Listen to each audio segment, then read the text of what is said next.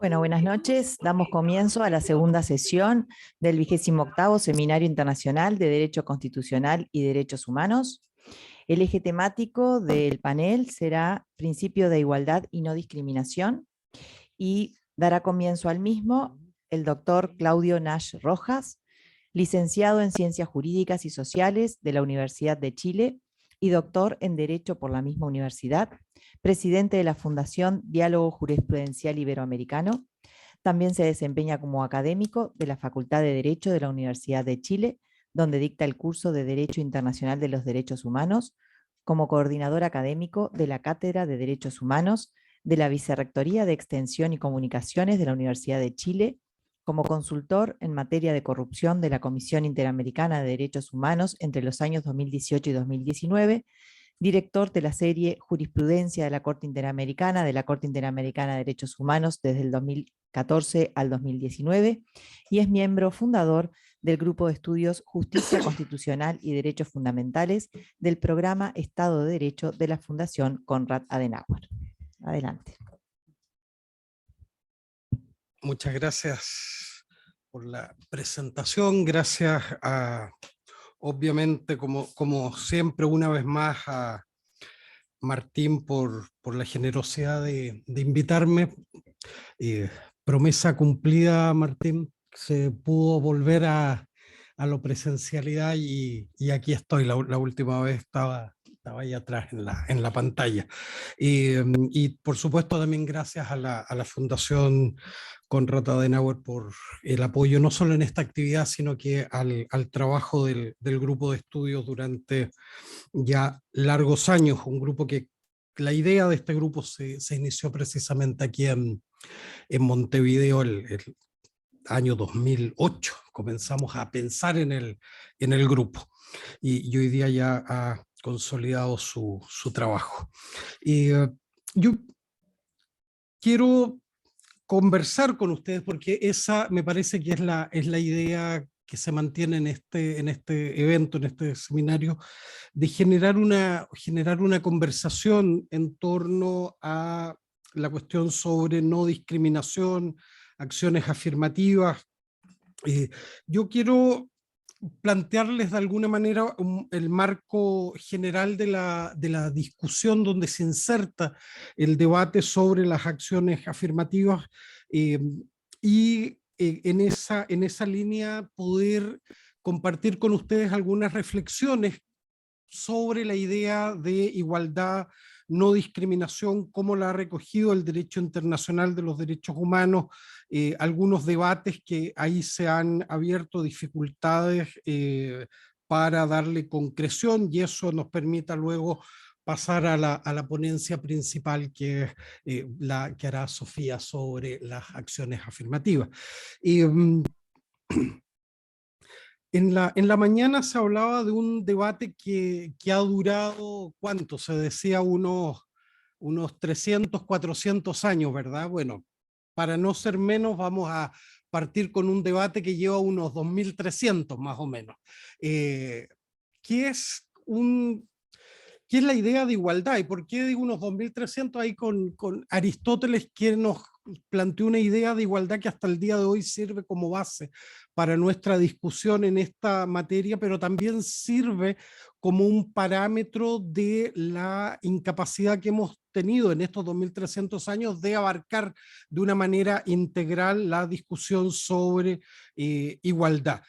¿Por qué parto de ahí? Porque una de las características que tal vez es más interesante en materia del derecho internacional de los derechos humanos, que por ser una disciplina, un subsistema jurídico de reciente data, tiene no más allá de 75 años, lo que hoy día conocemos como DIDH, tiene una partida de nacimiento que es la Declaración Universal de Derechos Humanos, tuvo la virtud o la posibilidad, la opción que no había habido antes de capturar una serie de discusiones que venían precisamente de lo que se conversaba esta mañana, del periodo de las revoluciones en Estados Unidos, de la Revolución Francesa y luego tomar la discusión planteada sobre igualdad ya no formal, sino que igualdad material, la revolución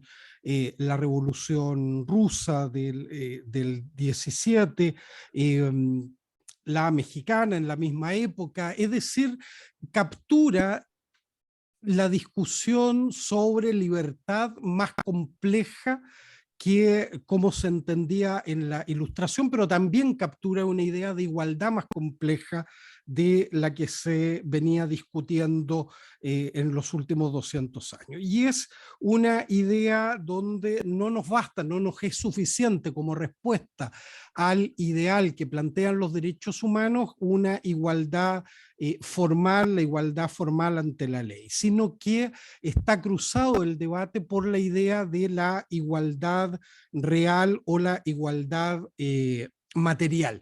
Y eso permitió de alguna manera que al momento de capturar, de recoger en los instrumentos de derechos humanos, y particularmente es un debate muy propio de la década de los 60, poder capturar la idea de igualdad acompañada del principio de no discriminación. Y en ese momento se plantea como una cuestión interesante, novedosa, la idea de que había una forma particular de afectación a la igualdad que tenía un disvalor asociado. Y ese disvalor asociado era el tratamiento en condiciones diferentes a quienes razonablemente podían tener la expectativa de ser tratados como iguales, que es precisamente la primera fórmula que ocupó Aristóteles para definir la igualdad. Y ese disvalor lo asociamos desde esa época a los tratos diferenciados basados en ciertas condiciones que los individuos no pueden modificar, o bien no es lícito tratarlos de una manera desigual sobre la base de esas condiciones que, si la persona las cambia, pudiendo hacerlo, se afecta su idea de autonomía.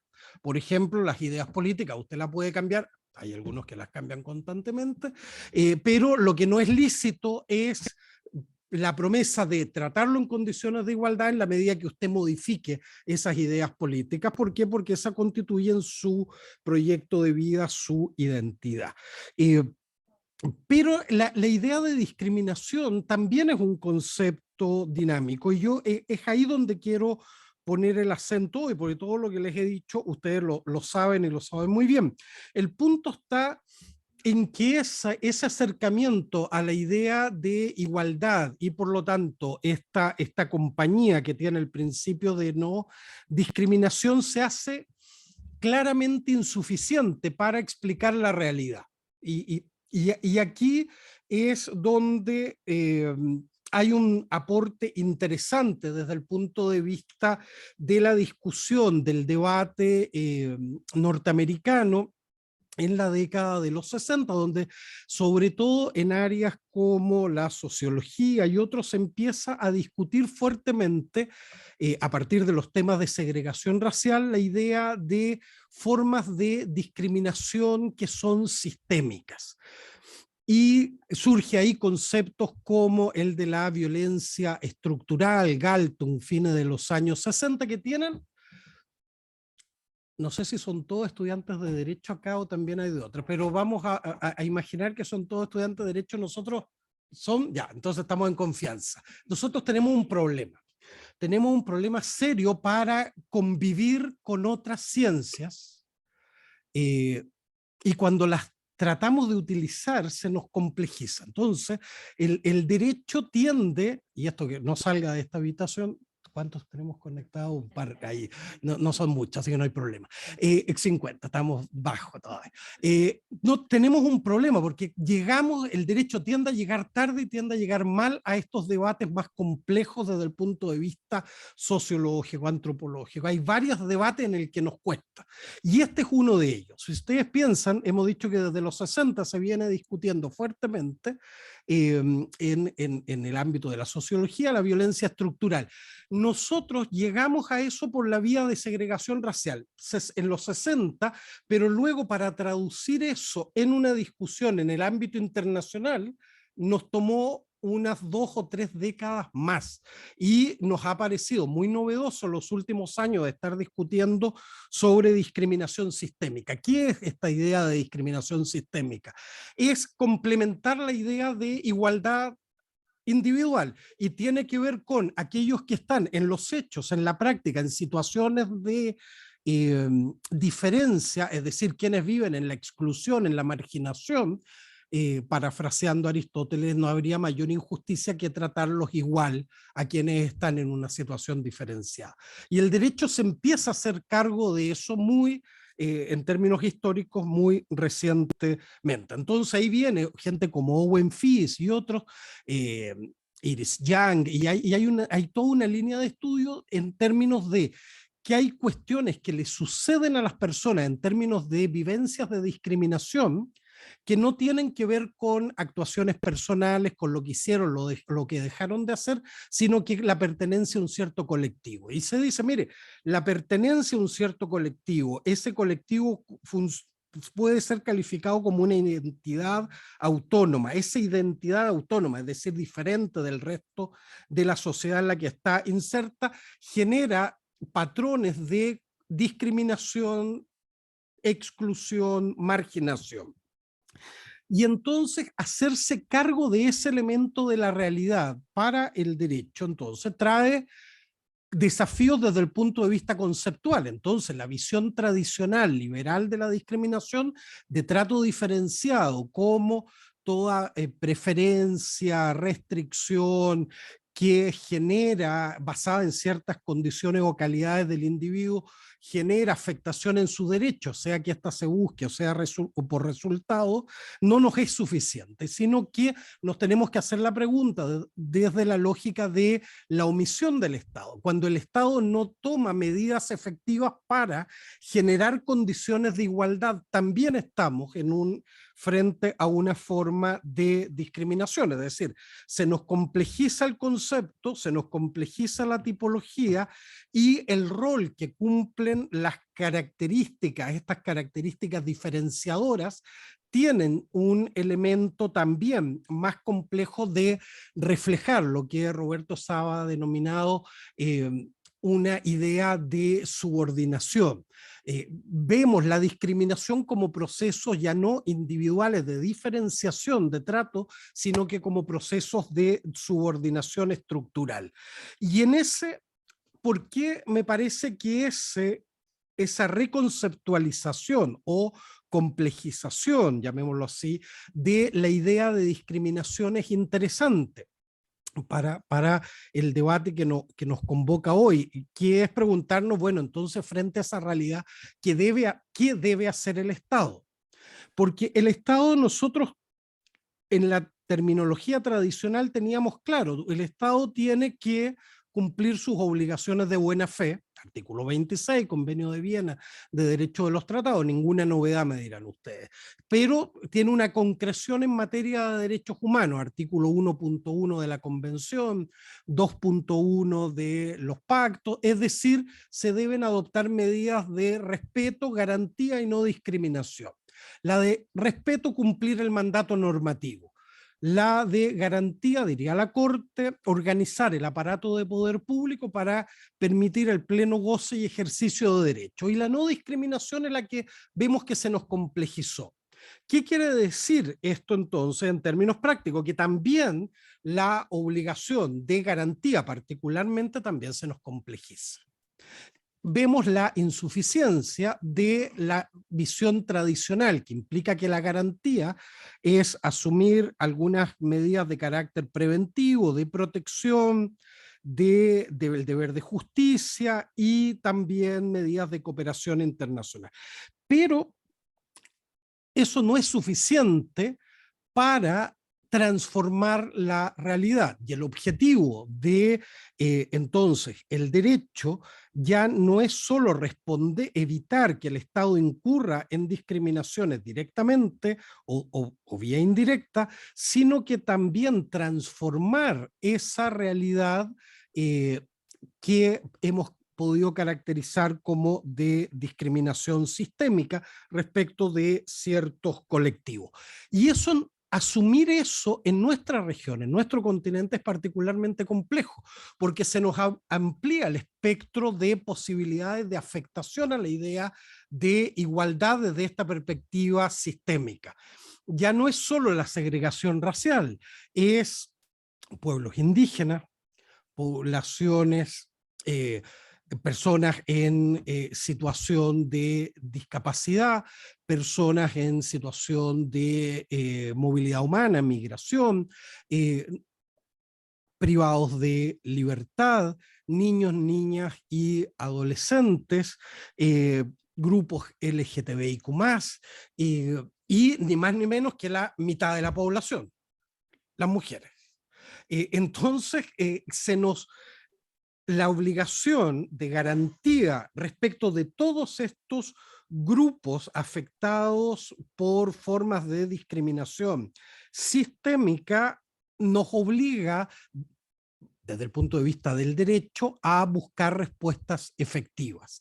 Y ahí es donde comienza esta búsqueda interesante, por una parte, de situar dentro de la población en general grupos que están en esta situación de discriminación. Y se dice, bueno, respecto de estos grupos hay que tomar medidas para que, aparte de garantizar sus derechos, generar condiciones de igualdad, acelerar procesos de igualdad. Y ahí aparecen las acciones afirmativas que Sofía va a tratar con más detalle enseguida, y yo por eso me omito en ese punto.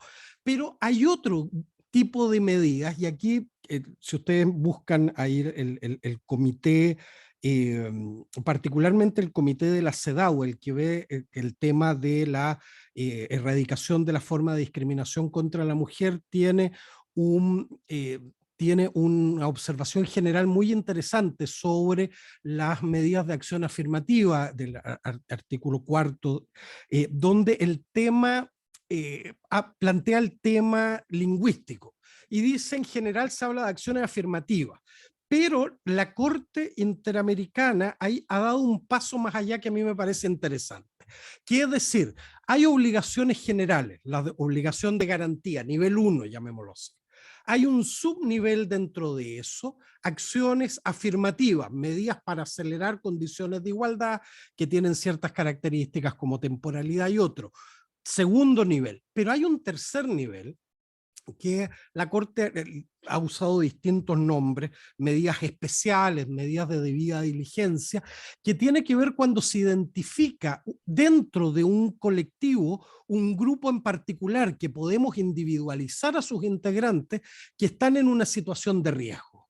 Y cuando se identifica esa situación de riesgo, se deben tomar medidas eficaces por parte de la autoridad en el ámbito de sus competencias para hacerse cargo de esa situación de riesgo en el goce y ejercicio de sus derechos. Cuestión, por ejemplo, que la Corte ha tratado respecto de pueblos indígenas, por ejemplo, casos en Paraguay, el caso Yaquiaxa, el caso Sahuayamaxa, caso Chamocasec, van en esa línea.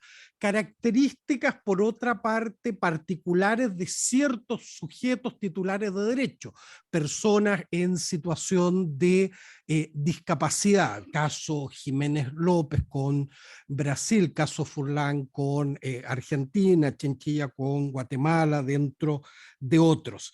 Pero además están las situaciones al interior de las cárceles. Está, como decíamos, grupos en particular, comunidad LGTBIQ+, pero dentro de ello, personas trans, que donde viene un desarrollo interesante en los últimos años de la Corte, diciéndole a los estados, aquí hay grupos que usted, el estándar, el escrutinio que vamos a utilizar para saber si usted ha cumplido o no de buena fe sus obligaciones va a ser mucho más alto, y por lo tanto usted va a tener que demostrar haber adoptado medidas efectivas, digamos, para erradicar esta forma de discriminaciones y de amenazas a sus derechos y situaciones de riesgo. Por lo tanto, si ustedes ven, en la medida que se va complejizando la idea de desigualdad y nos lleva al debate de discriminación estructural, la complejidad de las medidas que debe adoptar el Estado también se hacen más amplias y más profundas. Pero hay un debate que yo les quiero dejar planteado para su reflexión, y por eso espero plantearles ese tema cuando ya me dicen que no quedan minutos, porque no tengo la solución, tengo el problema y se los transmito. Que es que tradicionalmente hemos definido la discriminación como un concepto relacional. Comparamos hombres con mujeres, comparamos distintos grupos que están en situaciones que nos permiten hacer este ejercicio comparativo, nacionales, no nacionales, personas en situación regular, irregular, migratoria, una serie de comparaciones. Pero hay un aporte que viene particularmente del debate feminista, que yo creo que hay una pregunta ahí clave, que es si bajo la idea de discriminación sistémica, ese debate sobre la discriminación como un concepto relacional sigue siendo relevante o no. ¿Por qué? Porque es reconocer ese tipo de discriminación debiera llevar al Estado a plantearse que sin necesidad de comparación con nadie, porque todavía no estamos en condición de comparar, las medidas que adopte el Estado y las que deja de adoptar son, para erradicar esa forma de discriminación, son el estándar sobre la base del cual el Estado debe ser juzgado a nivel internacional en materia de derechos humanos. Y por lo tanto, la idea de lo relacional deja de tener sentido.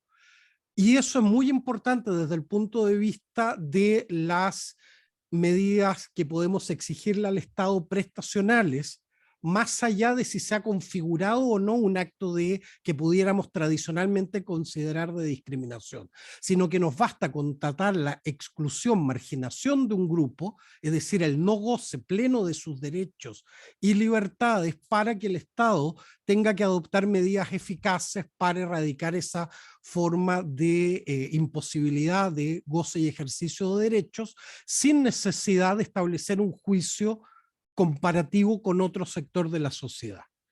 Y que el juicio comparativo quedaría relegado, digamos, o pospuesto al momento de generar condiciones mínimas de igualdad. Esta es una idea que todavía no ha sido aceptado a nivel de tribunales internacionales. Lo más cerca que estuvo fue la Corte Interamericana, y muestro aquí a Alfonso porque fue justamente en el caso de Campo Algodonero con México, de hablar de la falla de medidas preventivas eficaces, pero la Corte no condena a México por esa falla. La anuncia, pero dice: yo voy a pronunciarme sobre las fallas que efectivamente luego se tradujeron en violaciones de derechos, pero no en el periodo anterior.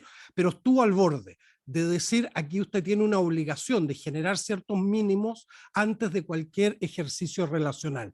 La pregunta es: ¿eso sigue siendo el debate de discriminación o nos movió a otra esfera de discusión nueva, distinta, para enfrentar el tema de la igualdad? Es decir, el instrumento de la no discriminación se mantiene como un instrumento útil, o tenemos que buscar, respecto de estos grupos históricamente discriminados, nuevos caminos conceptuales. Este debate no lo vamos a resolver esta noche, probablemente no lo resuelva mi generación, van a tener que resolverlo ustedes. Así que vayan preocupándose, porque no es un debate para nada simple de encontrar una buena respuesta dentro del derecho, que como siempre, o como casi siempre, para que nadie se ofenda, tiende a llegar a estas discusiones tarde y mal. Pero como las cosas acá en Uruguay, ¿cuánto era, Martín? Llegan 20 años tarde. Esta es una discusión que ya debe llevar unos días, así que tienen ustedes algo de ventaja en eso. Muchas gracias.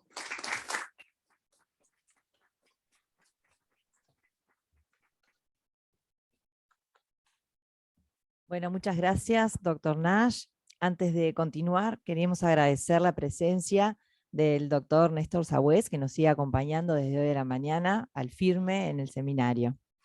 Bueno, ahora sí, damos lugar a la segunda exposición. La doctora Sofía Sagüez es doctora en Derecho por la Universidad Católica Argentina y máster en Derecho con honores por la Universidad de Georgetown de Estados Unidos de América.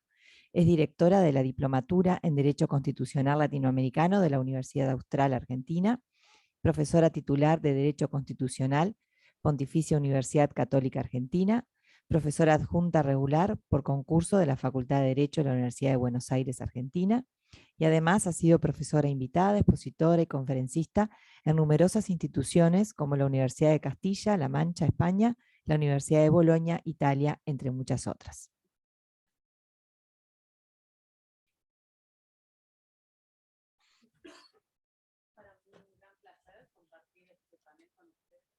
Agradezco especialmente a la Universidad Católica de Uruguay en la persona del doctor Rizzo y a la Fundación Konrad Adenauer en la quisiera especialmente agradecer a todos y cada uno de los miembros del grupo de la Fundación Konrad Adenauer que me han dado una acogida tan generosa y tan cálida. Me corresponde analizar la problemática de la igualdad y la discriminación en torno a la dimensión actual de las acciones positivas y me pareció interesante, necesario hacer un primer paréntesis porque es un tema que tiene en la actualidad una problemática muy marcada que es el tema de las acciones positivas en Estados Unidos de América. Sabemos que el día de hoy se está debatiendo ante la Corte la dimensión actual de las acciones positivas.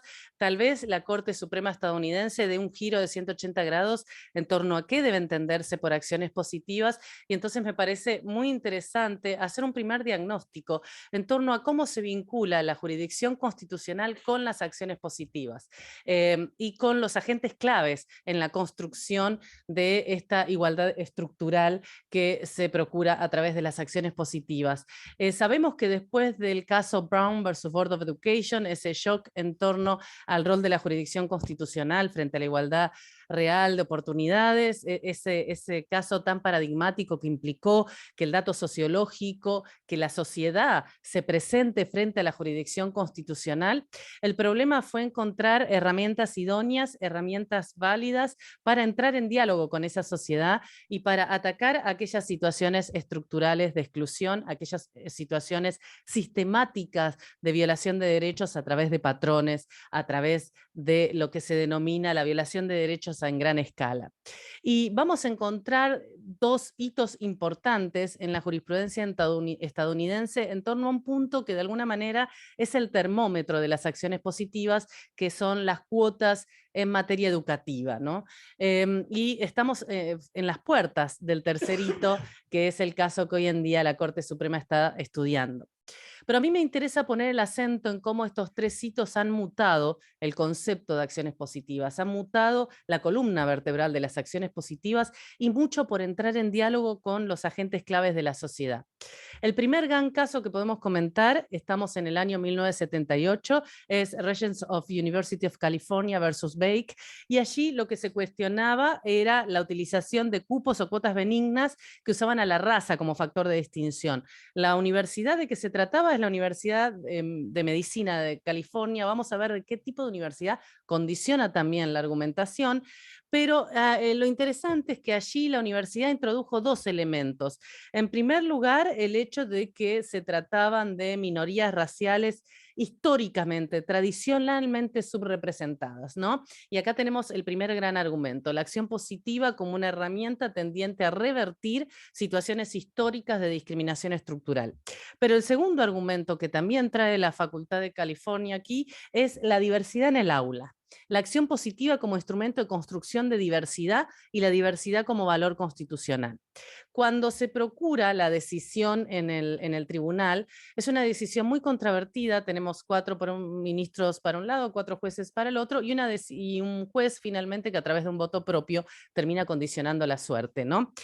Pero la construcción que realiza el voto mayoritario son unas acciones positivas mirando al pasado.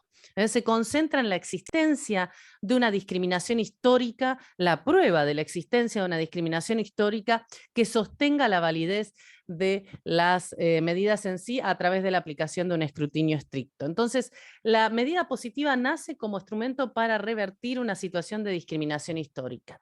Es en los 4 que forman la mayoría, pero en realidad es en el voto de Powell donde se inserta el germen de la diversidad.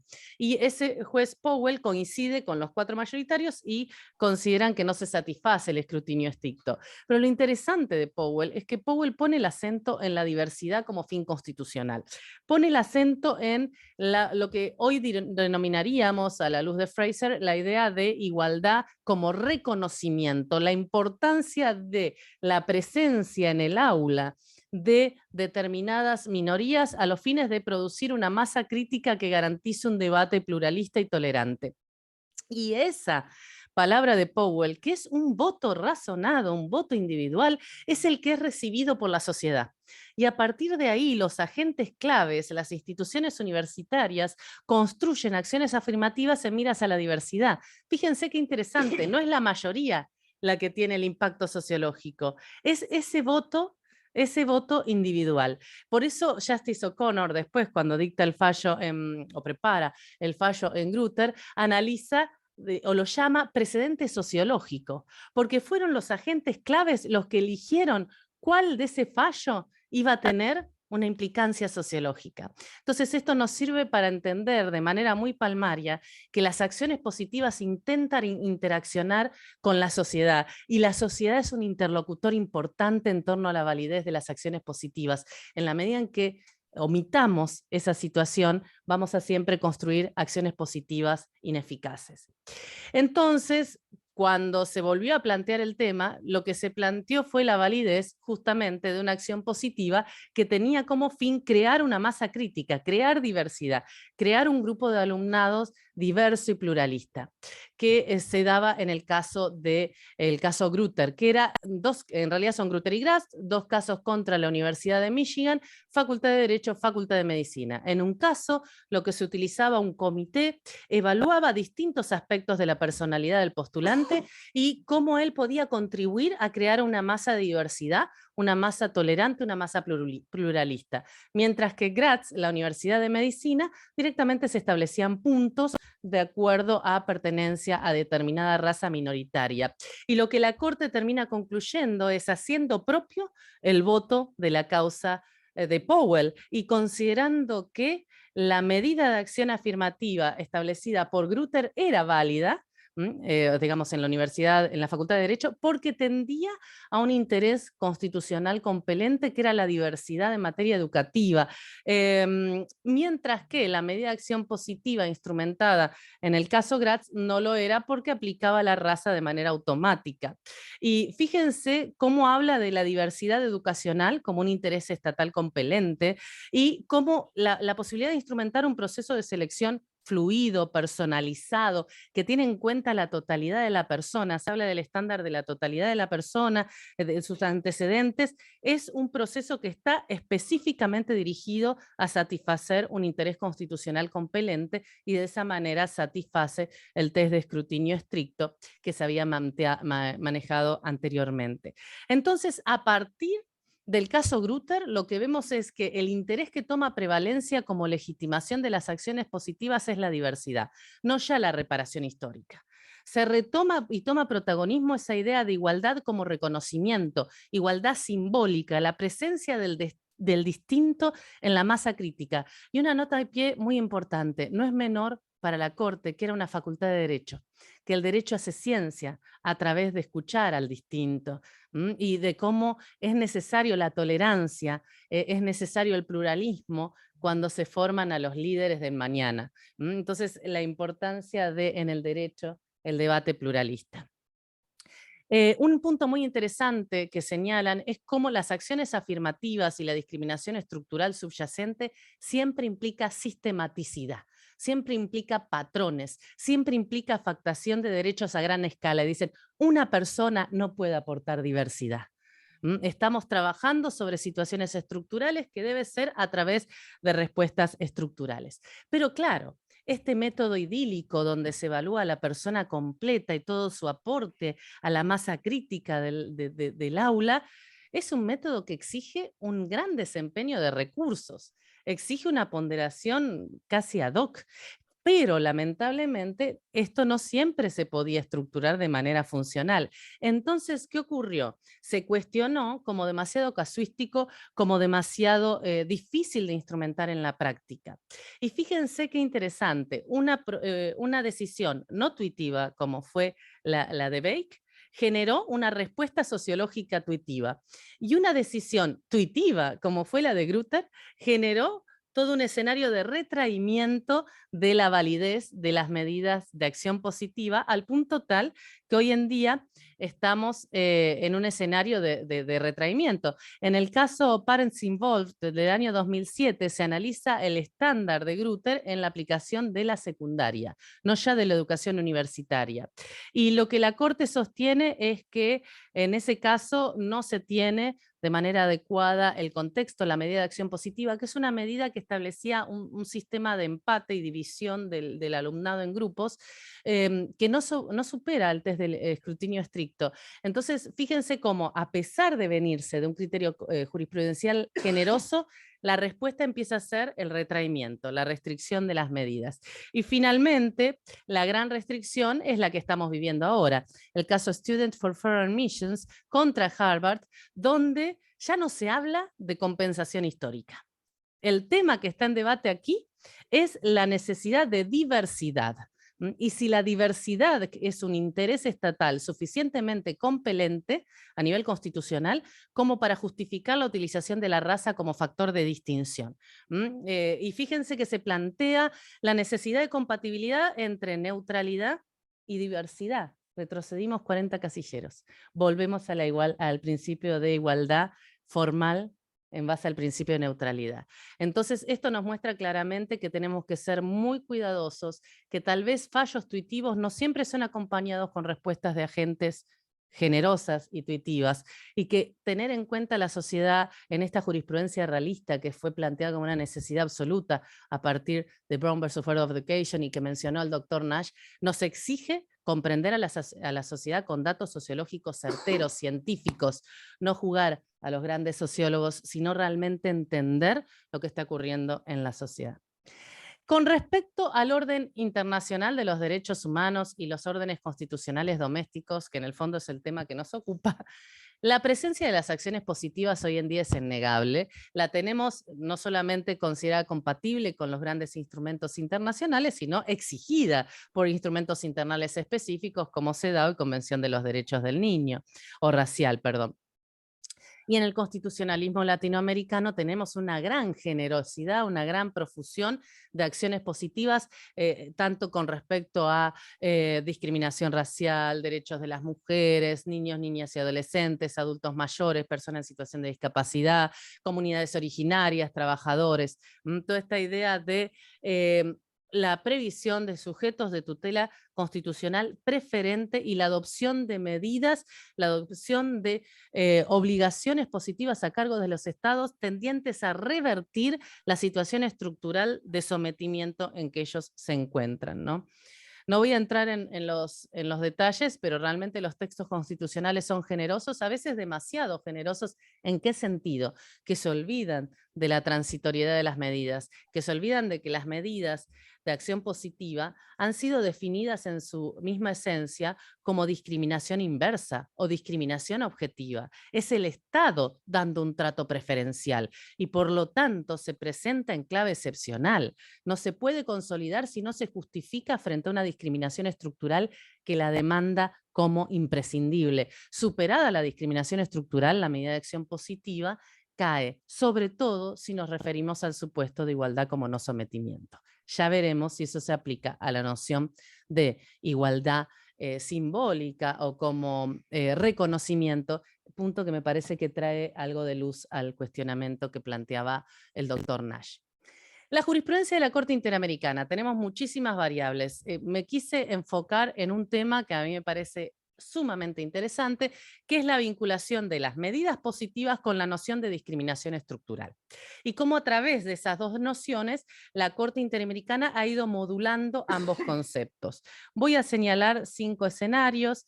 La primera es que justamente la previsión de las medidas positivas como medidas tendientes a revertir o cambiar situaciones discriminatorias existentes en las sociedades en perjuicio de determinados grupos, aparece y toma protagonismo cuando la Corte comienza a mirar los elementos estructurales de facto que generan la exclusión de determinados grupos.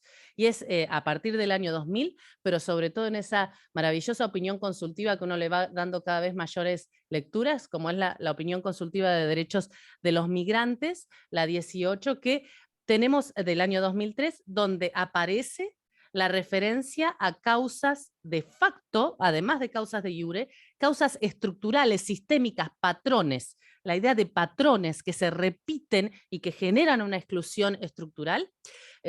Cuando la Corte empieza a mirar, por eso les puse aquí la imagen del bosque, ese bosque que rodea a la víctima, ese bosque estructural que rodea a la víctima, y ahí establece que esas medidas positivas deben revertir o cambiar esas situaciones de discriminación estructural en perjuicio de grupos en las sociedades. No llama en ese momento estructural. Es recién en el famoso caso Campo Algodonero, donde la Corte refiere por primera vez a la palabra discriminación estructural, pero la une a una discriminación estructural que presenta patrones, que presenta sistematicidad, pero en cada uno de nosotros, en la sociedad. Esos patrones discriminatorios íncitos en la sociedad. Y fíjense cómo lo llama como cultura de discriminación. Una cultura de discriminación que hizo percibir que las violaciones de los derechos de las mujeres en Ciudad de Juárez no tuviera la importancia y no requiriera una respuesta como en realidad requería. Esa cultura de la discriminación que se basaba en estereotipos culturales discriminatorios erróneos en torno a la concepción de inferioridad de la mujer. Y es con esos estereotipos culturales que la medida de acción positiva se dirige, porque lo que se busca es que haya reparaciones que tengan una vocación transformadora de esa situación. Entonces, aquí vemos claramente la medida de acción positiva como un diálogo con la sociedad, como un intento de revertir patrones estructurales de violación de derechos en la sociedad.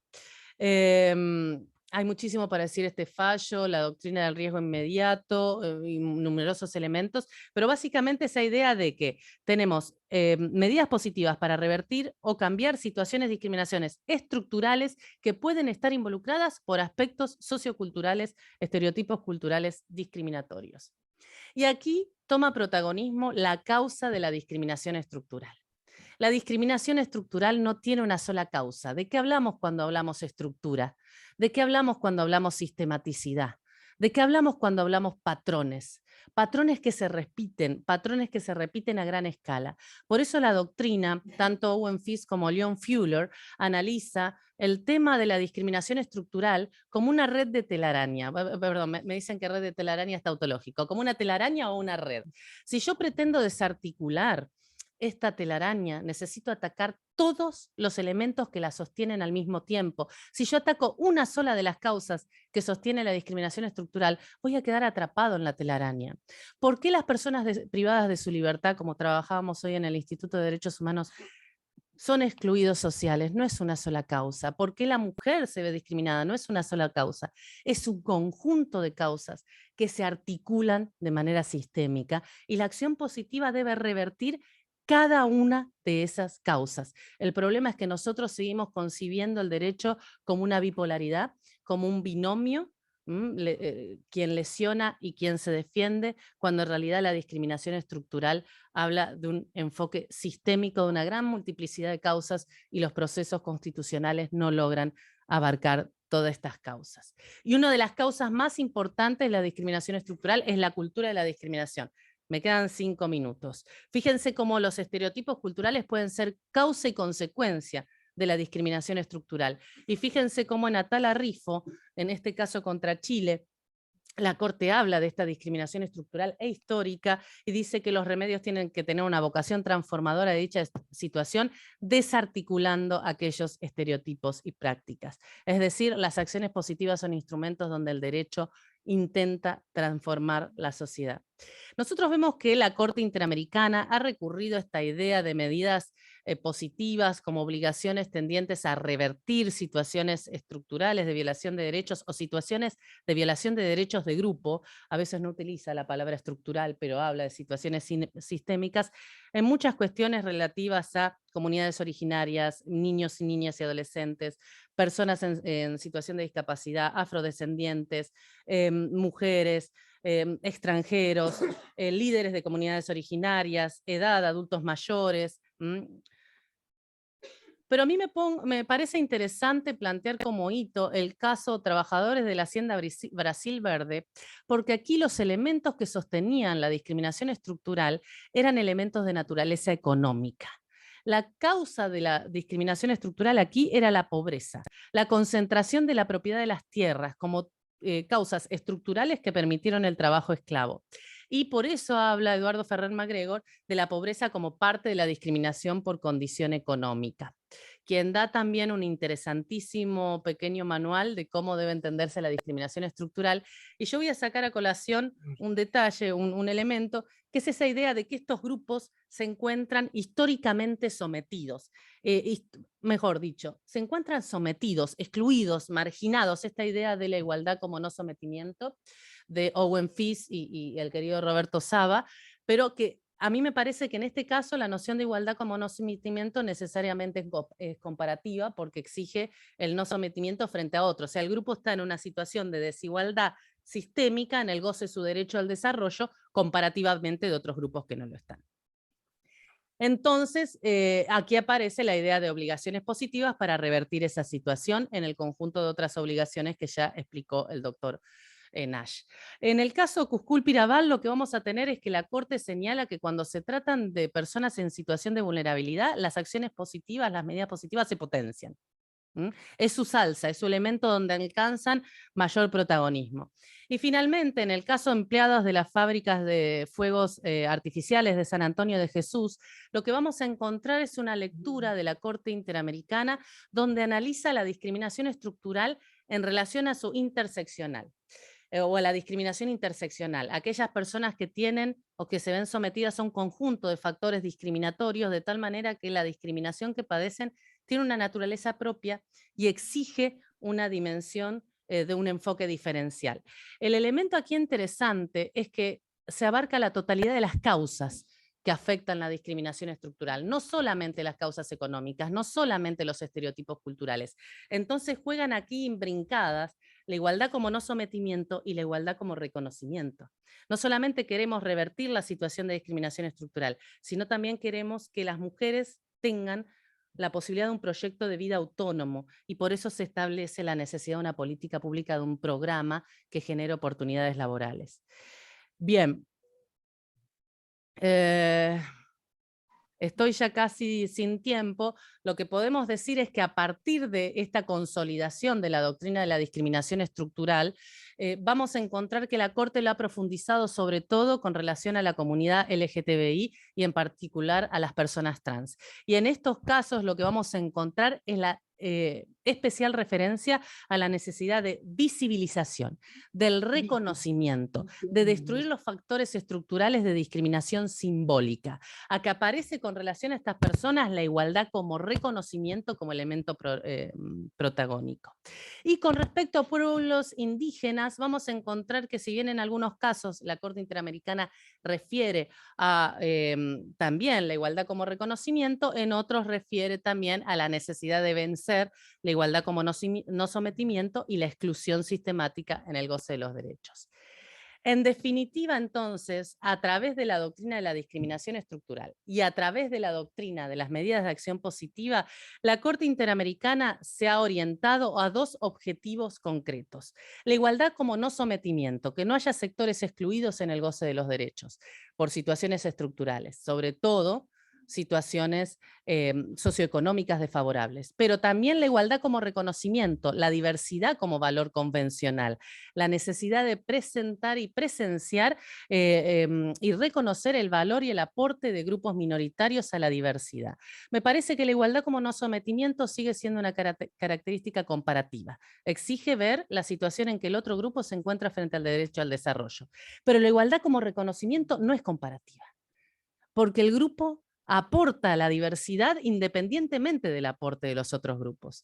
Y en algunos casos lo que pasa es que se da una situación imbrincada, lo que Fraser habla de la imbrincación, o lo que Leon Fluger hablaría de una causalidad policéntrica y pluricausal, donde tantos elementos de no sometimiento como reconocimiento se presentan. Y quizá en el tema de pueblos indígenas estamos en esa situación combinada. Esta es entonces la actualidad de las medidas de acción positiva. Es repugnante con el derecho a la igualdad consagrado a nivel constitucional, convencional, la existencia de grupos excluidos, de grupos marginados, y la respuesta que procura el sistema interamericano es una respuesta en clave de eficiencia. Es revertir, es interactuar con la sociedad a través de estas medidas para satisfacer una nueva dimensión del derecho a la igualdad que abarca no solo el no reconocimiento, del no sometimiento, sino el reconocimiento de los aportes de los grupos minoritarios en términos de diversidad. Bueno, muchísimas gracias.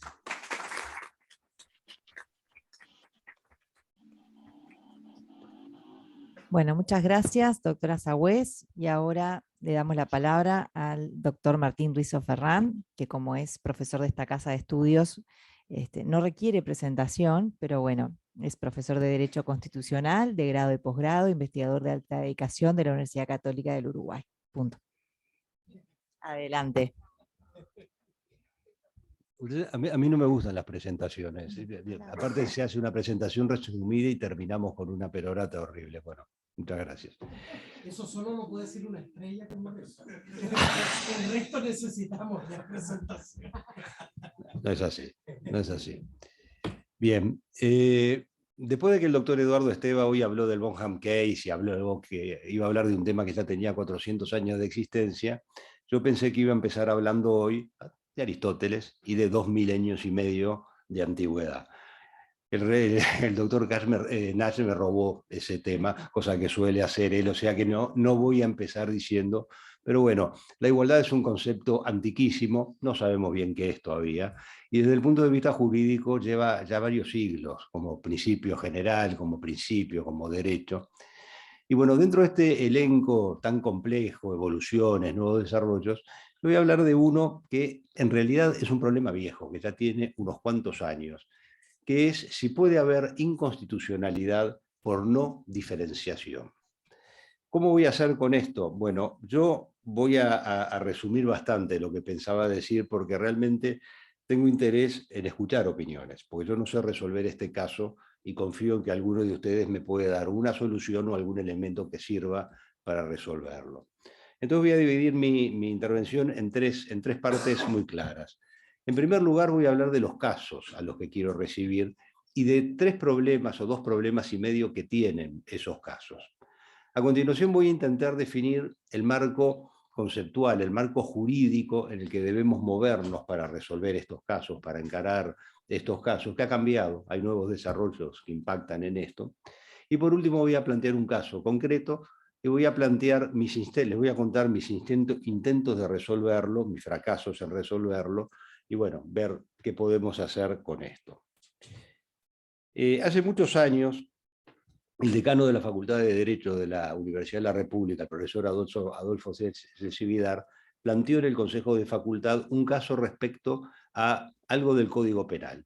El Código Penal preveía faltas, delitos y faltas, y para las faltas se establecía para algunas de ellas como sanción una sanción pecuniaria. Pero si no se cumplía, si no se pagaba la sanción pecuniaria, la sanción se transformaba en privativa de libertad.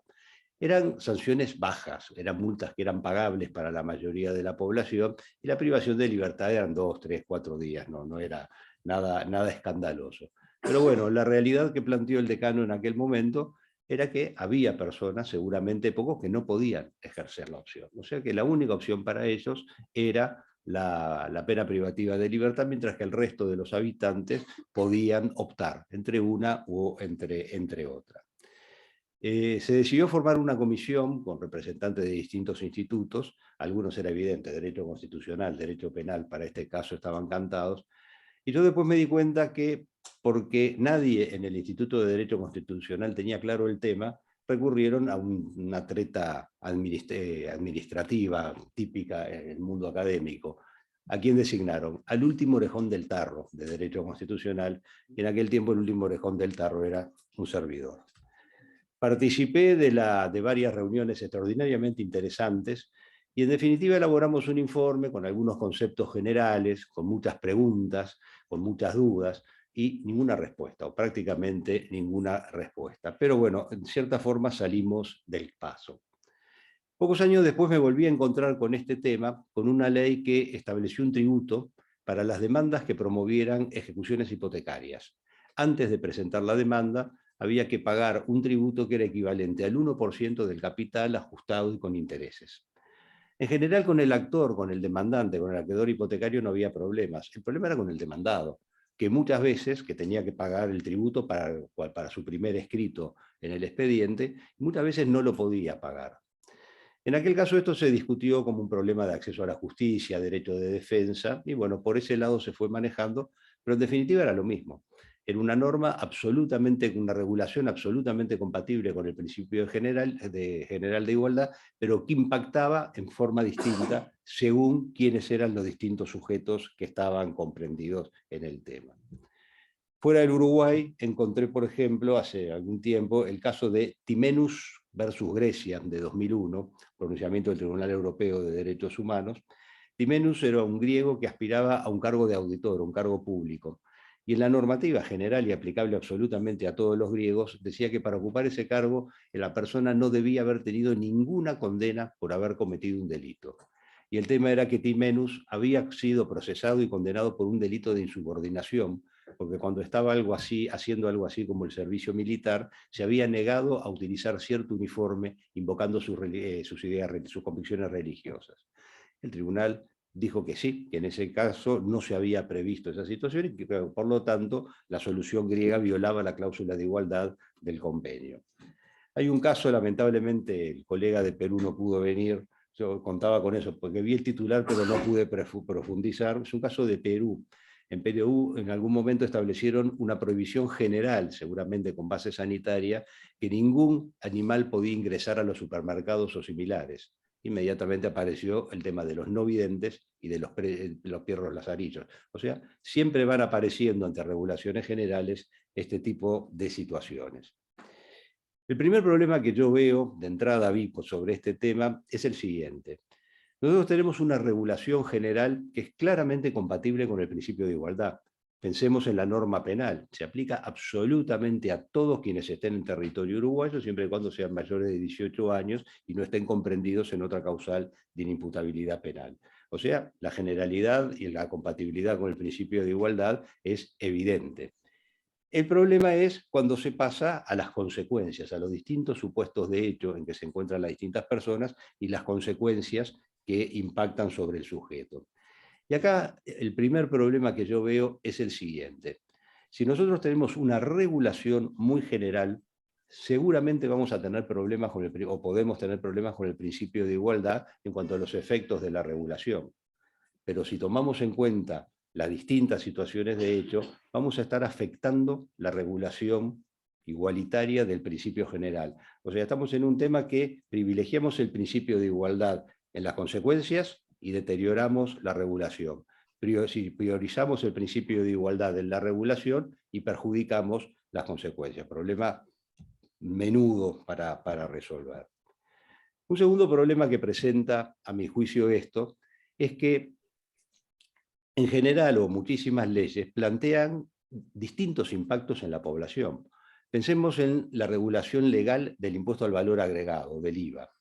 Y bueno, indudablemente dos personas en la misma situación económica, con mismos ingresos, pero uno vive solo y el otro tiene 7, 8 hijos a su cargo. A final del mes, al final del año, lo que va a haber aportado uno como impuesto al valor agregado a las arcas estatales va a ser una suma considerable y más si la comparamos con el otro caso. Por supuesto que acá también podría venir una crítica a los impuestos indirectos, pero dejemos la formulación así como estamos.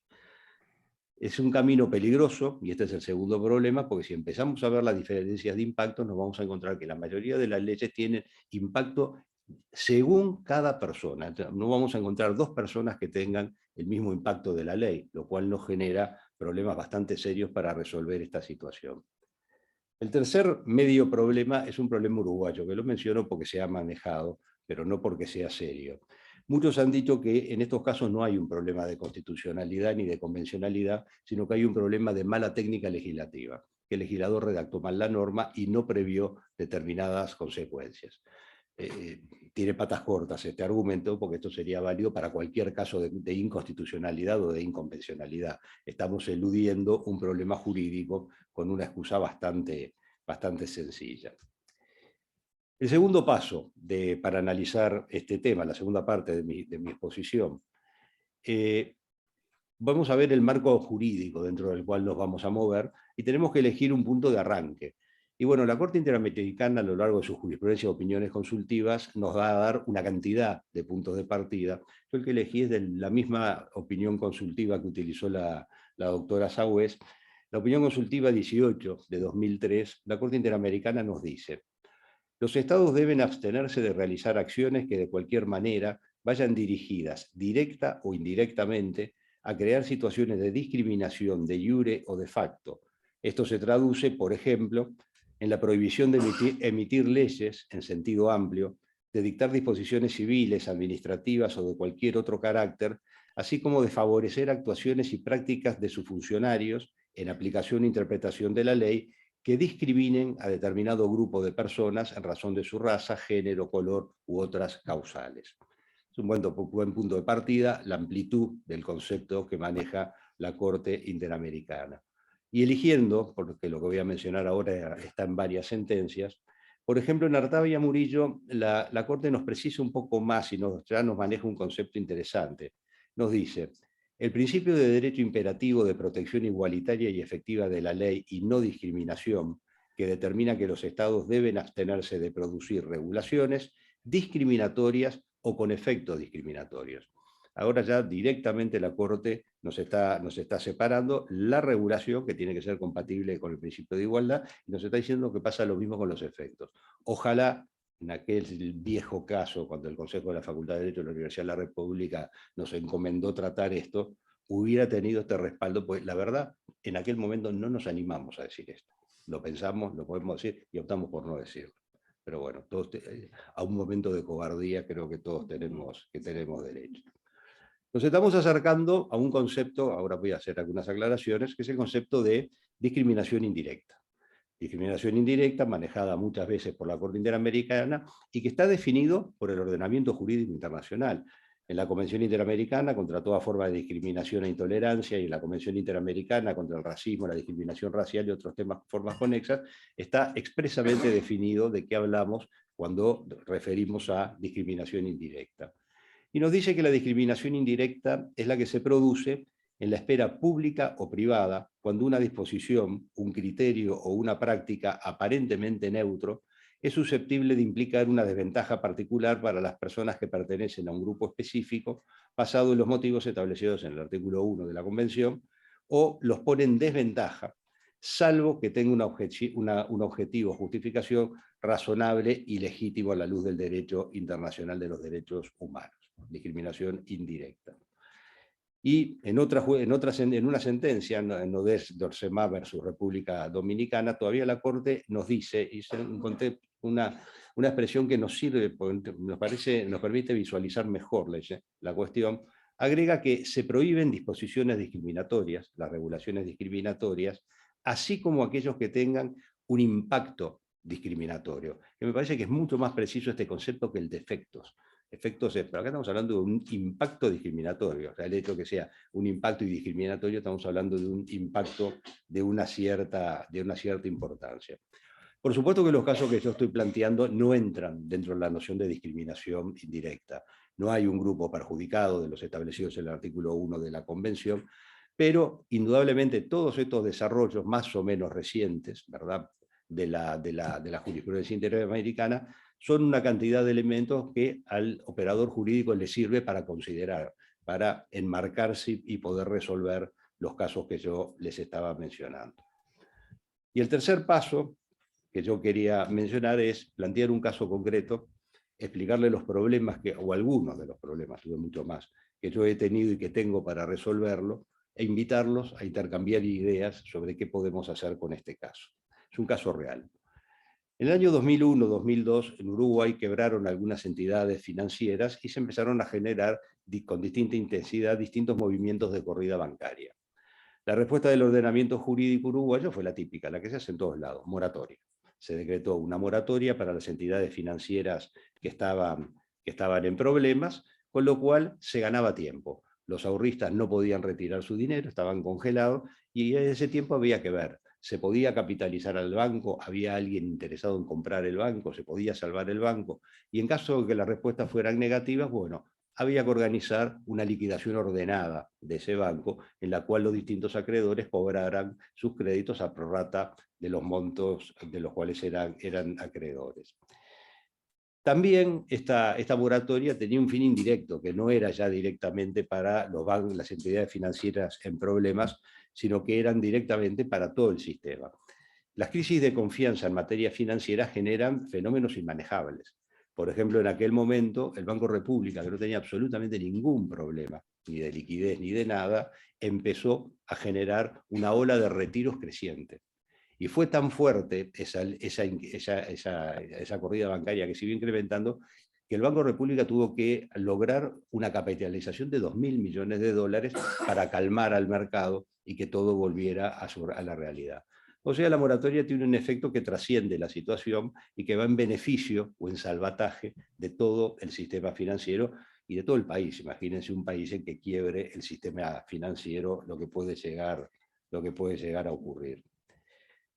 El problema que tenían estas moratorias era que tenían en los distintos acreedores de los bancos, los depositantes, tantos impactos distintos como personas tenían colocado el dinero. Yo hice una lista, no los voy a aburrir, de distintos casos reales que aparecieron, pero me voy a concentrar en dos. Una persona que precisaba disponer del dinero congelado por la moratoria para cumplir con obligaciones previamente asumidas.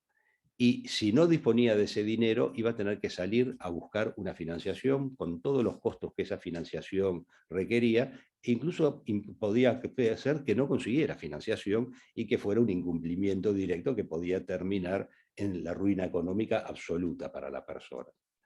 Y otro caso real, que apareció una persona, una señora en la realidad, que fue y le acreditó a un juez en una acción de amparo, le acreditó documentalmente, con testimonio de los médicos, que ella tenía una enfermedad muy rara y que los médicos le decían que la única opción, la única posibilidad de superarla era con una operación quirúrgica que solamente se podía hacer en 2 clínicas de los Estados Unidos. Ni siquiera el sirio-libanés servía en ese momento, que ahora es la alternativa más cercana. ¿Qué hacemos con esa señora? ¿Qué hacemos con la persona que va a ir a la ruina? Este tema generó unas polémicas que hasta el día de hoy se sigue discutiendo. Incluso es interesante que se habla del caso Banco Galicia. Ya todos sabemos de qué estamos hablando. Estamos hablando de este tema que se sigue discutiendo. En 2007-2008 ya había pasado un buen tiempo de este tema. Un día nos dimos cuenta que en la maestría de Derecho Constitucional y en la maestría de Derecho Civil acá en la universidad se iba a discutir el mismo tema, lo cual fue fantástico. Juntamos a las 2 maestrías, a los maestrandos, a los profesores, y estuvimos varias semanas discutiendo el tema con enfoques variados. Fue realmente, para eso sí sirvió todo este tema, y fue un intercambio verdaderamente interesante. La moratoria tiene un fin legítimo, indudablemente, los fines que ya les mencioné. ¿Es idónea la moratoria para cumplir con ese fin? Sin lugar a dudas que es idónea. Tanto es idónea que fue exitosa. Todos los objetivos que se perseguían con la moratoria se lograron sin ninguna excepción. Se logró cortar las corridas, se logró darle tiempo al banco para buscar inversores o, para lo que en definitiva pasó, tener una liquidación ordenada pagando las obligaciones con el dinero que tenía. Segundo, ¿se cumple con la necesariedad o necesidad? Uno podría decir no. Todos sabemos que en este año han quebrado un par de bancos en Estados Unidos y ninguno fue liquidado. Vinieron otros bancos que compraron, hicieron inyecciones de capital, los salvaron y siguieron adelante. Esa opción no existió en el 2001-2002, no había ninguna persona que estuviera dispuesta a hacer una gran inversión de capital en estos dos bancos uruguayos, por lo tanto, se cumple plenamente con la necesariedad. La moratoria era la única opción para analizar en este caso. Pero el problema era la ponderación en sentido estricto, y ahí es donde empieza la dificultad. Por un lado tenemos los intereses en juego a favor de la moratoria. Son fuertísimos. Si nosotros imaginamos Uruguay sin moratoria, hubiera sido una catástrofe. Hubiera caído todo el sistema financiero uruguayo y las consecuencias para toda la sociedad uruguaya y para el país hubieran sido imprevisibles. Nadie puede saber hasta dónde hubiera llegado esa calidad. O sea, en las tesis, en la triada de Alexis, estaríamos hablando de una afectación gravísima de los derechos que se protegían con la moratoria. ¿Y qué hacemos con los otros? Que son todos variados, todos distintos entre sí. Mi primera respuesta en aquel momento, reconozco, no tengo empacho en reconocerlo, con mucho de intuición, fue decir, no, en el caso de la señora que se quería ir a operar a Estados Unidos, en cierta forma estaba directa o indirectamente vinculado el derecho a la vida, por lo tanto, en ese caso había que permitirle que retirara el dinero. Y en el caso del acreedor, y bueno, el acreedor que busque otra forma de financiación y que se las arregle. Fue muy tosco el razonamiento, no estaba nada bien fundado lo que dije en aquel momento, ¿verdad? Pero el argumento en definitiva era ese. Hay una diferencia, pero había una diferencia entre los dos casos. La señora que precisaba irse a operar a Estados Unidos, lo que tenía que hacer era buscar otra alternativa de financiación. Podía ser dinero propio en otra institución financiera no intervenida, podía ser un crédito bancario, podía ser dinero facilitado por los amigos, tenía que buscar otras. Y eso era lo mismo que tenía que hacer la persona que iba a incumplir con sus obligaciones contractuales. En definitiva, las situaciones más allá de vida en un lado y derecho de propiedad en el otro eran verdaderamente parecidas. No había nada, en principio no había nada que me permitieran distinguir, salvo que hiciéramos una ponderación en abstracto y que dijéramos, no, el derecho a la vida vale más que el derecho de propiedad. Pero es correcto hacer una ponderación en abstracto o nos tenemos que atener a la gravedad del impacto. Si el impacto en un derecho es altísimo, es a lo que vamos a tener que ponderar, independientemente que el derecho perjudicado sea la vida, la propiedad, la libertad o el que corresponda. Después de varios intentos, no se crean que fue uno solo, en el 2022, el año pasado, volví a hacer un intento de solucionar este tema. Y lo hice en un libro que se publicó en diciembre. Diciembre de 2022, junio, 6 meses. Ya no estoy seguro de la solución que está en ese libro. Así que con cuidado con esto. El libro siguió siendo, la solución que planteé en el 2022, siguió siendo más o menos la misma. Bueno, si está en riesgo el derecho a la vida, no podemos negarle a esta señora que haga un retiro, no de todo el dinero que tenía depositado, sino del dinero necesario para viajar a Estados Unidos y cubrir los gastos de la intervención. Y bueno, y en el caso de derecho financiero, bueno, que se embrome, porque en definitiva era esa la situación que estábamos haciendo. Pero eran situaciones distintas, realmente eran situaciones distintas. El problema surge de la moratoria. ¿La moratoria impide que esta señora viaje a Estados Unidos o que el otro pague sus deudas? No. La moratoria lo único que dice es, este medio, estos recursos no los puede usar, hay que buscar otros, ¿verdad? Me dirán, algunos los podrán encontrar y otros no, pero esa es una discusión distinta y posterior, que van a tener que acreditarlo. En ese caso podríamos discutir, pero esto se resolvió antes de esto. Se privilegió el derecho a la vida por encima del derecho de propiedad. Y hay un argumento que increíblemente yo en un primer momento yo no lo había visto y que realmente me hace mucho ruido. Si nosotros decimos, si el derecho es la vida, que retire. Claro, hubo un caso. Imagínense, cientos, miles de derechos de millones de dólares inmovilizados por la moratoria, si se autorizaba a una persona que retirara 50, 70, 80 mil dólares, no sé cuánto era, no pasaba nada. La moratoria iba a seguir siendo efectiva. Entonces viene, vamos a suponer vamos a suponer que fueran miles los acreedores de los bancos que estuvieran enfermos y se tuvieran que ir a esperar a Estados Unidos. En ese caso le vamos a decir que no. Entonces, ¿cómo es? Si la vida había que decirles que sí, si son muchos, no. Es algo que a mí me genera verdaderamente muchas dudas.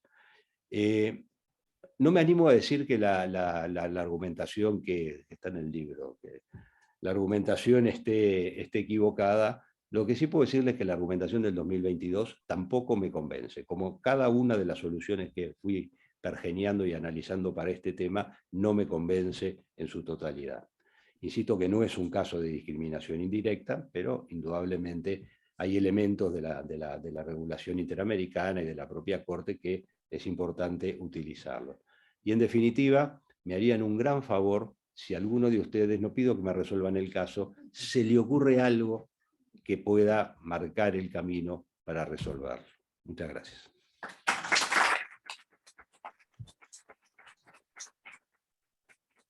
Bueno, muchas gracias, doctor Martín Rizo. Y ahora damos lugar para preguntas y bueno, para alguna sugerencia para colaborar con el doctor para solucionar sus casos. A ver, ¿a quién se le ocurre algo?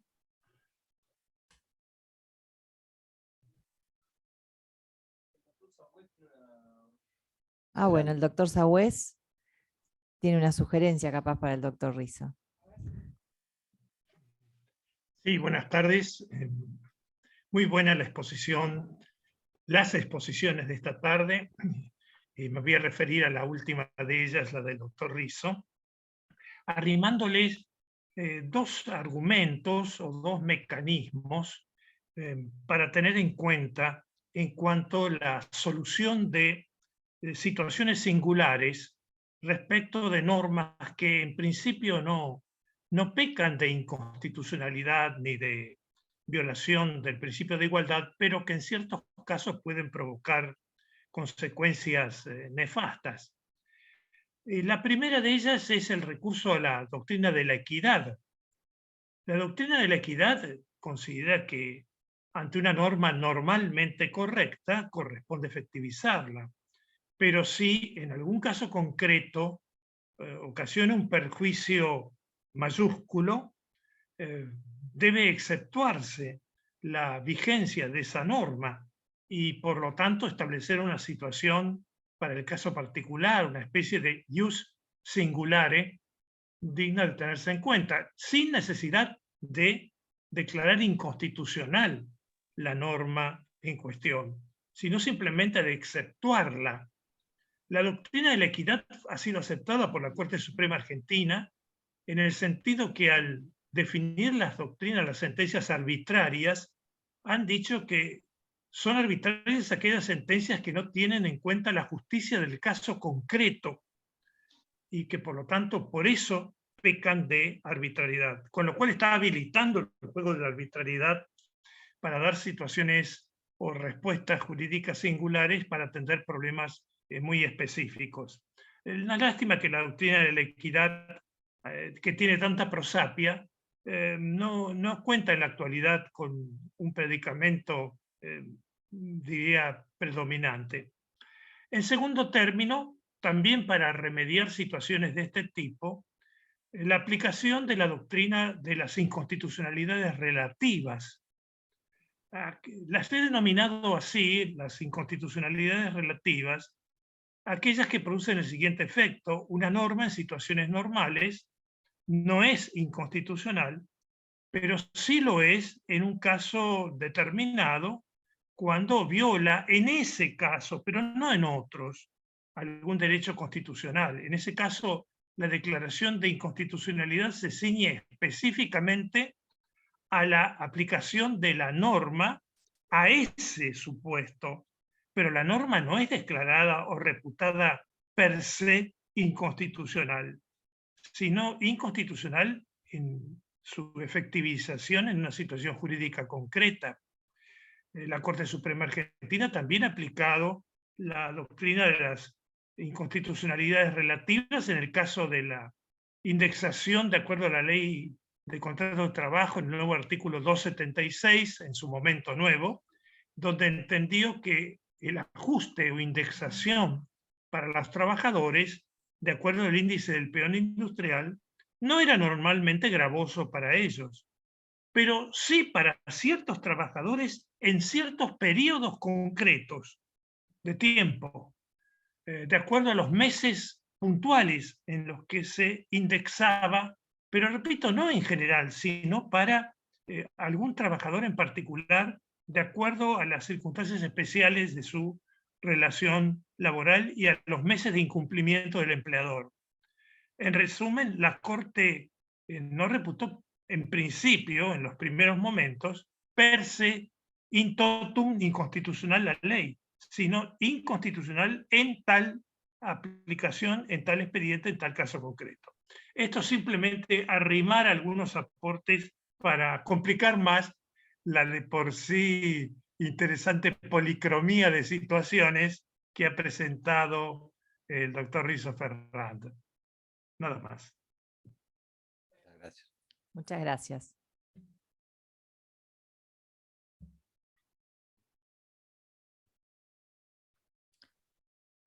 Mar.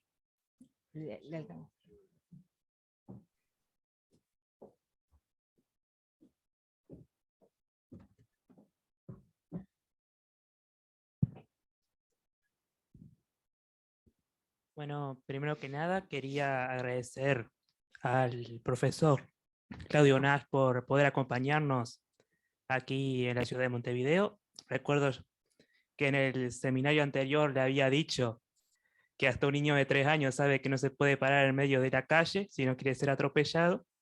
En ese entonces aún no había visto la ponderación con el profesor Rizzo. Ahora entiendo que en esa ocasión justamente la afectación de que tenía que desviarse era mucho menor de la persona que no podía manifestarse en medio de la calle. Y bueno, le agradezco su paciencia, ¿no?, por haber entendido mi ignorancia, ¿no?, y haberme ayudando a comprenderlo mejor. Y con respecto a la cuestión en la que nos encontramos ahora, quería hacerle una pregunta especialmente a la profesora María Sofía Ságuez, con respecto a las acciones positivas, de que si puede un gobierno impulsar políticas destinadas a procurar la igualdad de oportunidades, ¿no?, a procurar esa diversidad que usted mencionaba, en un estado como en el que nos encontramos, la República Oriental de Uruguay, en el que los recursos son escasos. Justamente en el día de ayer, el presidente de la República, Luis Lacalle Pou, anunciaba la emergencia hídrica justamente por la escasa cantidad de agua dulce que nos queda en nuestras reservas para el suministro de la ciudad de Montevideo, y en que hay una gran mayoría de la población, en la que yo incluyo la clase media baja o la clase media, que se considera a sí misma la clase trabajadora, que no está dispuesta a que sus impuestos sean utilizados para lo que ellos dicen que es mantener a lo que ellos consideran que son los vagos. Entonces, aún así, ¿puede un gobierno impulsar estas medidas en pos de la diversidad cuando justamente al ser escasos los recursos podría poner en riesgo la economía de la nación y estar, de cierta forma, que esto también lo mencionamos anteriormente, en contra de la voluntad popular? Bueno, muchísimas gracias porque son varias preguntas en una y sumamente interesantes. Voy a brindarle la respuesta de la Corte Interamericana, ¿no? Evidentemente, la discriminación estructural exige la ponderación de políticas públicas, el control de convencionalidad de políticas públicas y el control de convencionalidad por omisión de políticas públicas, porque sabemos que la discriminación estructural o la violación estructural de derechos generalmente abarca una gran cantidad de omisiones estatales de distintos órganos estatales vinculadas, como ha dicho la Corte colombiana al analizar la doctrina del Estado, cosas constitucional, que es una doctrina de jurisdicción constitucional muy compatible con la discriminación estructural, ¿no? Entonces, evidentemente, el problema del impacto económico no es un problema menor. En el caso empleado de la fábrica de fuegos artificiales de San Antonio de Jesús, se planteó específicamente el tema porque, y Moinia, corregime si me equivoco, había una enmienda brasilera que establecía las restricciones de la posibilidad de adoptar determinados criterios jurisprudenciales que tuvieran un impacto en la distribución de partidas presupuestarias, y lo que sostiene el juez Pazmiño es que la decisión de la Corte Interamericana que estableció una política pública, que era establecer un programa que permitiera la gestación de oportunidades laborales para las mujeres empleadas de la fábrica, mujeres y varones, pero predominantemente mujeres, de la fábrica de fuegos artificiales, no podía verse restringida por esa enmienda de la Constitución brasilera. Entonces, la respuesta de la Corte Interamericana es: no es posible argumentar carencia o normas domésticas que establezcan restricciones a la adopción de políticas públicas para sanear la discriminación estructural, incluso cuando esto tiene que ver con restricciones en torno a atribución de partidas. Claro, también lo dijo, y esto expresamente no se usó la palabra discriminación estructural, pero en Penal Castro, cuando dijo no es posible invocar la falta de recursos económicos para justificar la violación en escala, podríamos decir, de derechos en las prisiones. Entonces, la Corte Interamericana no lo admite.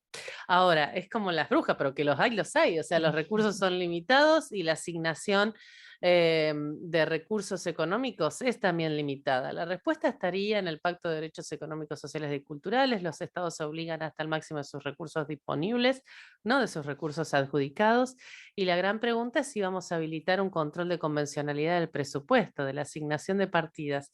Y bueno, a partir de ahí ya llegamos a límites muy, muy trascendentes. El presupuesto es una ley.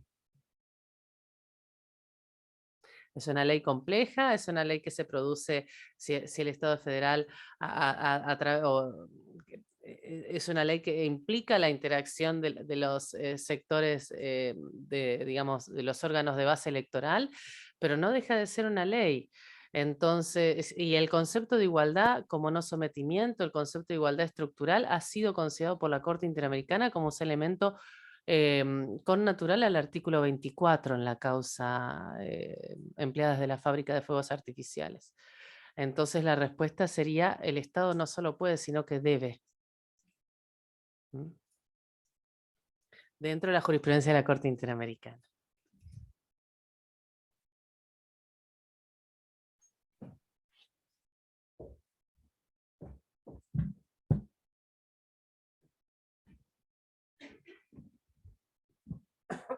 Bueno, buenas tardes. Primero que nada, gracias por las exposiciones. Antes del comentario que ya pensaba hacer, estoy totalmente de acuerdo con lo que decía la doctora sobre el presupuesto. Destacar la importancia de eso, de no solo en cuanto a que sea una ley, sino también en cuanto a las obligaciones de los estados de garantizar los derechos humanos y la importancia que tiene la construcción de los presupuestos en esto de garantizar esos derechos y cómo deberían establecerse como prioridad al momento de asignar los recursos, y también no solo de asignarlos, sino de decidir cómo generarlos también, ¿no? Cómo recaudar y demás, sin perjuicio además todo el tema de cómo eso impacta en el tema de la desigualdad estructural, en cómo se determinan eso, cómo recauda el Estado, que es una decisión política, pero que está ahí, es fundamental en cuanto a los derechos humanos. No tengo una solución a lo que decía el doctor Rizo, pero me parece ahí que hay algunas cosas que es importante tener en cuenta. Creo que sí, que efectivamente coincido en que ahí hay una prioridad del derecho a la vida en esas dos situaciones. Principalmente también traer el tema de la urgencia en ese caso, ¿no?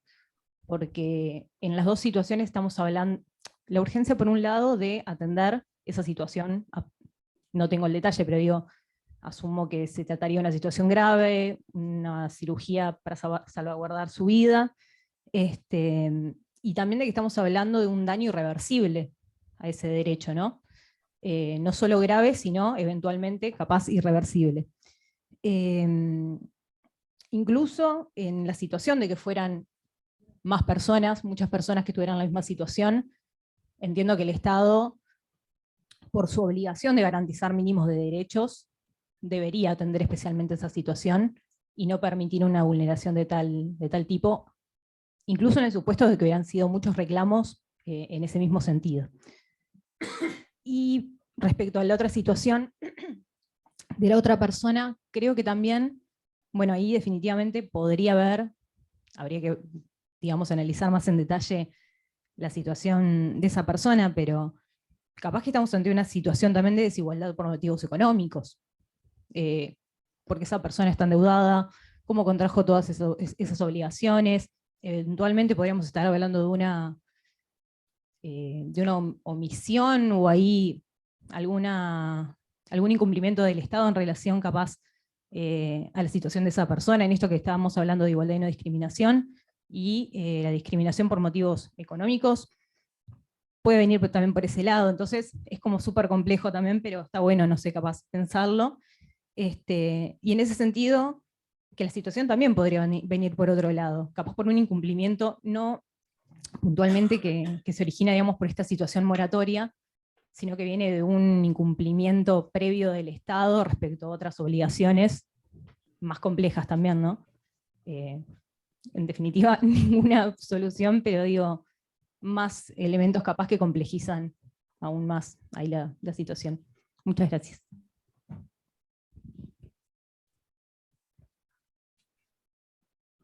¿Tenemos alguna otra pregunta? Sí.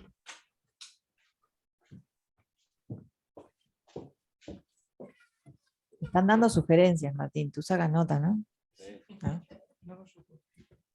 Bueno, en primer lugar, agradecerles por la posibilidad de hablar, y la verdad que uno hasta vergüenza siente de poder opinar, porque distinguidas personalidades como el doctor Martín Rizo, la señora Sagués, son realmente gente que uno admira por su conocimiento, y uno queda pequeño al hablar.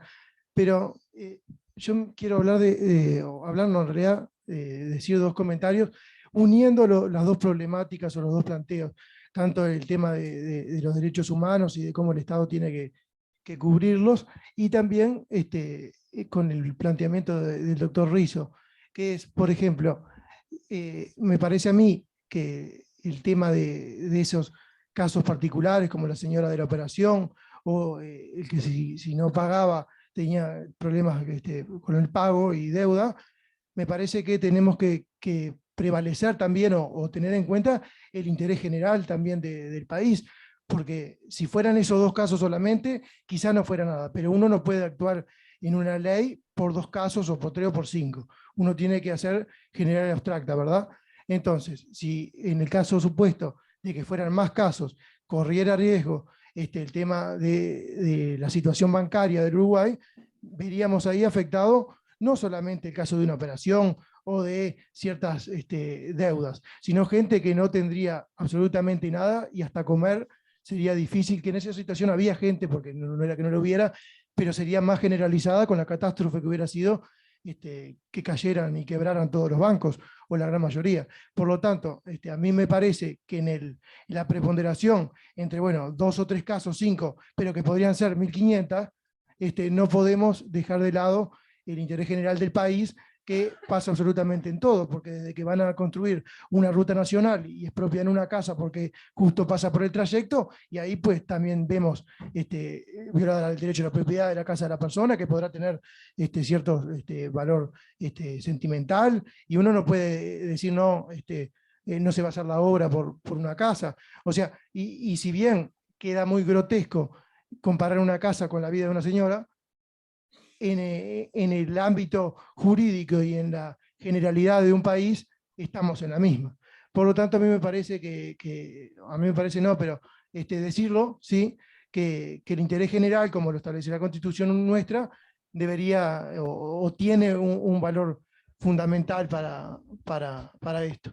Y a su vez, con el caso que hablaba, por ejemplo, en esta situación del agua, que podemos tener millones de ejemplos más, tanto en Uruguay como en toda Latinoamérica, decir que los recursos, como decían, son escasos. Si bien la ley de presupuesto es una ley común dentro de todos, y si bien tiene un procedimiento diferente, es una ley que tiene influencia política, porque según la ideología o lo demás, o las situaciones contextuales, ¿verdad?, de cada país. Acá tuvimos la emergencia sanitaria del coronavirus, que fue en todo el mundo, y que obligó a hacer, bueno, ciertos cambios de apuro, porque había que atender diferentes situaciones, y me parece que todo eso tiene que entrar en la balanza de decir, bueno, no hay recursos para todos, siempre, si uno protege la infancia, va a estar la salud mental distinto. Si la salud mental se atiende, va a quedar, capaz que tal represa no se hace. Y si no se hace la represa, va a quedar tal cosa y así vamos a estar siempre.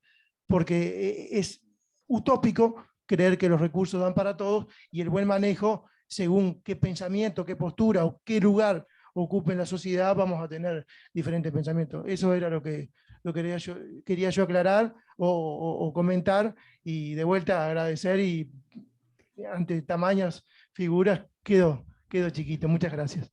¿Cómo es tu nombre? Agustín Cabrera. Agustín, no exageres con las figuras y esas cosas. Sí, creo que algo de eso vino, no, te lo agradezco, pero no. Yo creo, Agustín, que quizá te pase algo parecido a lo que dijo Matías que le pasó a él el año pasado. Te falta estudiar, tú sos primer semestre. En segundo semestre vas a estudiar lo que son las razones de interés general, inconstitucionalidad, inconvencionalidad, y te va a aclarar un poco qué es eso. Y en el otro semestre vas a estudiar el principio de proporcionalidad y cómo se hace la ponderación. Acá el problema es, de un lado pongo los derechos de esta señora que se quería ir a operar a Estados Unidos, y del otro lado pongo la moratoria, ¿sí? Decimos, ganó la señora, ¿sí? Hay que darle el dinero. Pero a continuación, en otro proceso de ponderación, pongo acá la situación de un señor que se va a arruinar económicamente. Y del otro lado, todo lo de la moratoria. ¿Tiene derecho la sociedad a beneficiarse superando la crisis bancaria a costa de la ruina de un ciudadano? Igualdad ante las cargas públicas. Es ahí donde está el problema realmente complicado. Las ideas de Sagüez son interesantes, de Néstor Sagüez, pero... No, bueno, de Néstor. Esta es discriminación. No, bueno, pero Néstor Sagüez fue el que habló sobre este tema, tú no hablaste. Pero, cuidado, seguramente en los próximos semestres vas a poder profundizar en el tema. ¿Puedo hacer un aporte chiquitito? Que el test de factibilidad de los derechos y el costo de los derechos y la revisión judicial del test de factibilidad nos remite a lo que se discutió hoy a la mañana. ¿Quién es el que debe ponderar la asignación de estos escasos recursos y si es posible un control de judiciabilidad justamente judicial del presupuesto y convencional del presupuesto, y si tiene el Poder Judicial los remedios idóneos? Yo cuando escuchaba recordaba muchos casos que tuvimos en la Corte Suprema Argentina donde se planteaba la amenaza de la corrida bancaria justamente en torno a amparos, pero la ley establecía la excepción de cuando estuviera en riesgo la vida de la persona.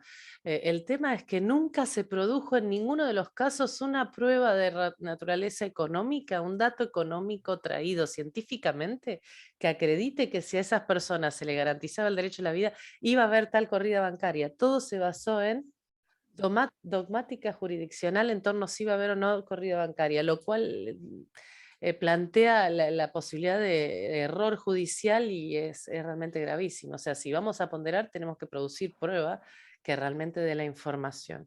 Y el tema de la discriminación estructural y las cargas tributarias, se dictó una sentencia en Argentina con respecto a adultos mayores, en el caso García, que revolucionó a los tributaristas que básicamente descubrieron que el derecho tributario también era derecho y debía responder a los principios constitucionales.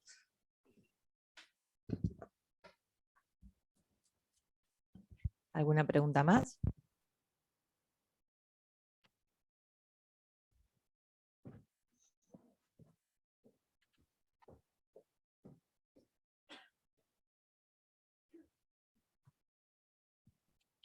Hola, buenas noches. Un saludo a la mesa, la verdad, excelente las exposiciones. La pregunta es para María Sofía Sagüez. Los derechos cuestan dinero, en general. Los presupuestos son acotados. Mi pregunta es, si por satisfacer situaciones de discriminación, ¿no?, que son atendibles, no cabe la posibilidad que por esas leyes de presupuestos se terminen generando nuevas situaciones de discriminación. Sí, gracias, Frankie. Yo quise salir por la tangente diciendo porque en realidad es una pregunta sumamente importante. En el caso argentino también se salió por la tangente diciendo que no estaría demostrado que no había partidas disponibles. se apuntó a aspectos procesales. Muy difícil de analizar una problemática de control judicial del presupuesto cuando realmente se pueda acreditar que esas partidas disponibles no están. Pero se va reduciendo la hipótesis, ¿no? Es necesario que el Estado demuestre que no hay partidas disponibles, no partidas adjudicadas o partidas destinadas, sino partidas disponibles, y nos lleva casi una hipótesis de laboratorio, ¿no? Y eso tiene que demostrarse científicamente ante la jurisdicción constitucional. Así que seguimos evadiendo el problema por la tangente. Gracias, Franklin. Bueno, allá, otra pregunta.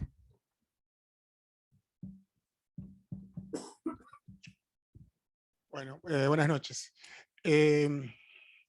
Me quedan dudas respecto cuando hablamos del costo de las políticas públicas. Voy a poner un ejemplo, porque en Uruguay sí hay acciones afirmativas, Matías. Hay 4 que tienen que ver con ingreso de personas en situación de discapacidad, personas afrodescendientes, ley trans y personas que sufrieron delitos violentos. ¿Bien? Esto significa que en realidad el Estado, a partir de las acciones afirmativas, permite el ingreso de esas personas. ¿Sabes cuánto es el costo? 0. ¿Por qué 0? Lo único que tiene que hacer el Estado es formar, digamos, a las personas responsables de gestión humana para que se logre ese ingreso. ¿Y por qué es importante esto que no se habló, o para mí no quedó como muy claro? Los sistemas democráticos tienen que apuntar a la desigualdad de origen. Si los sistemas democráticos no apuntan a luchar contra la desigualdad de origen, los sistemas democráticos claramente van a cumplir un riesgo importante por eso mismo. Entonces, a veces me parece que estamos hablando de generalidades, y Uruguay sí ha avanzado respecto a las acciones afirmativas, que acá, por diferentes circunstancias, no se han hablado al respecto. Y esto significa que sí, que Uruguay va hacia un camino, digamos, no de igualdad formal, sino de igualdad real. Y eso es importante que por lo menos al finalizar tengamos claro eso. Gracias. Muchas gracias.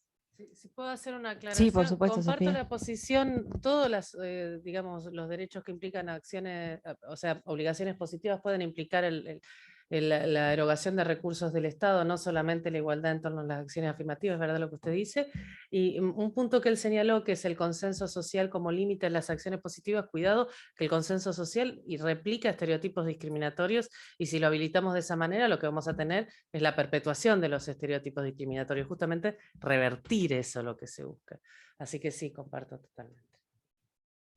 Bueno, muchas gracias a todos, gracias a los expositores por las desafiantes exposiciones. Y mañana quería corregir que hay un error en el programa. La sesión arranca a las 9:30 de la mañana. Sin perjuicio de ello, los que puedan llegar unos minutos antes para las acreditaciones serán bienvenidos. Y el tema de mañana será relaciones entre la jurisdicción nacional y la internacional. Bueno, buenas noches y los esperamos mañana.